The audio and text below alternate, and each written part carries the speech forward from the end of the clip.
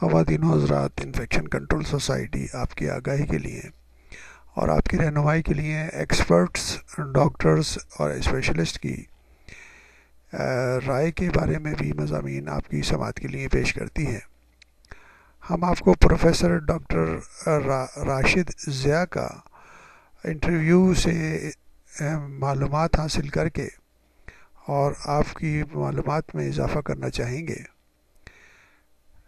Doctor محمد راشد ضیاء کا شمار ملک کے نامور ENT اسپیشلسٹ ناک کان گلے میں ہوتا ہے۔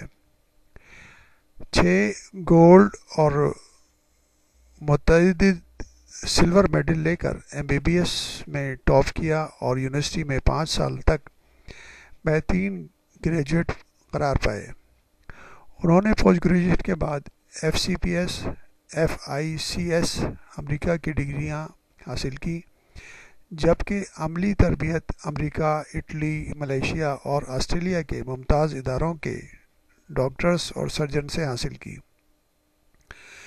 ناک کی خوبصورتی، ساؤنڈ باکس کے کیسز کی سرجری اور کان کے پردے کی گرافٹنگ میں انہیں خاص مہارت حاصل ہے۔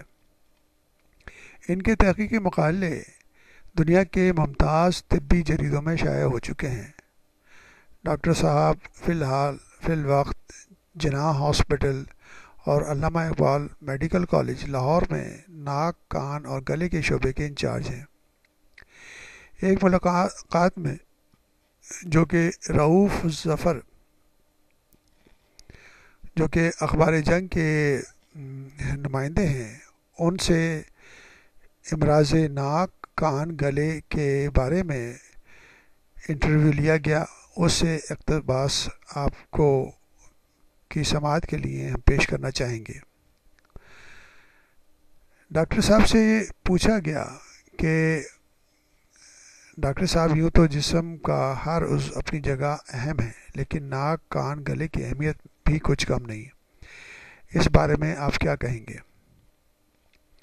ڈاکٹر صاحب نے فرمایا کہ کارکردگی اور اہمیت کے لحاظ سے بصارت کے بعد، یعنی کہ دیکھنے کے بعد، کان کی اہمیت سب سے زیادہ ہے، اور سننا اس لیے بھی ضروری ہے کہ جو بچہ سن نہیں سکتا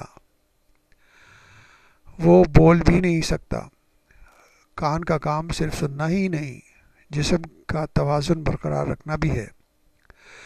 کان کی ورکنگ بڑی دلچسپ ہے۔ ہم بولتے ہیں یا ہمارے ارد گرد کی اشیاء سے لہریں پیدا ہوتی ہیں تو کان کے پردے کو ہلاتی ہیں۔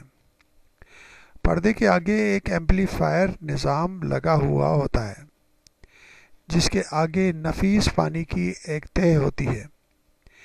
اس میں قدرت نے باریک ترین نسوں کا جال بچھایا ہے، جو آواز کی لہروں کو سینسر کر کے دماغ کی طرف بھیجتا ہے اور دماغی خلیے ان لہروں کا تجزیہ کر کے انہیں ہمارے لیے معنی بناتے ہیں۔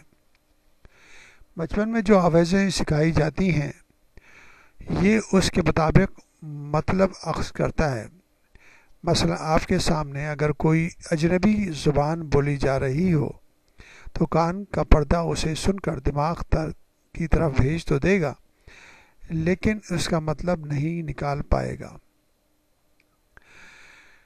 کان کے بارے میں ہم نے تفصیلی مضمون جسم کے عجائبات اور جسم انسانی کے کیٹیگری کے اندر موجود ہے، جس سے آپ استفادہ حاصل کر کے مزید معلومات اور ڈیٹیل معلومات کان کے بارے میں حاصل کر سکتے ہیں۔ ڈاکٹر صاحب سے سوال کیا گیا کہ یعنی کان اور دماغ کا آپس میں گہرا تعلق ثابت ہوا ہے؟ ڈاکٹر صاحب نے فرمایا کہ جی ہاں، اگر کان کسی مرض کی وجہ سے سن نہ سکے تو دماغ کی نشو و نما بھی رک جاتی ہے، کیونکہ اس تک سگنل پہنچنا بند ہو جاتے ہیں۔ ماہرین صحت کان کی اسی اہمیت کے پیش نظر نومولود بچوں کی قوت سماعت جانچنے پر بہت زور دیتے ہیں۔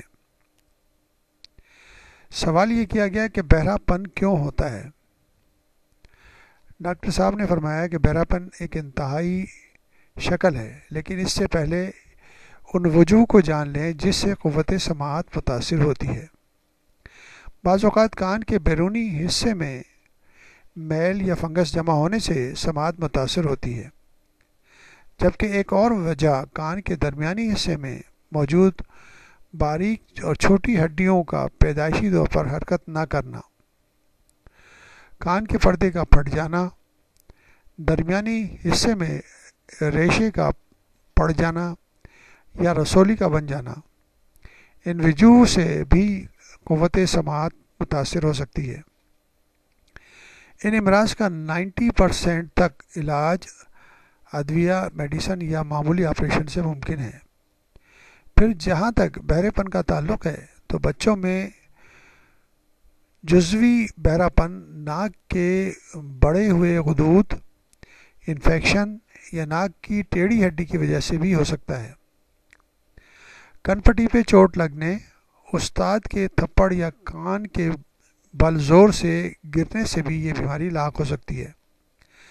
کانوں میں جمع میل کو نکالنے کے لیے سخت سلائی کا استعمال بھی کان کے پردے کو زخمی کر کے انفیکشن کا باعث بن سکتا ہے۔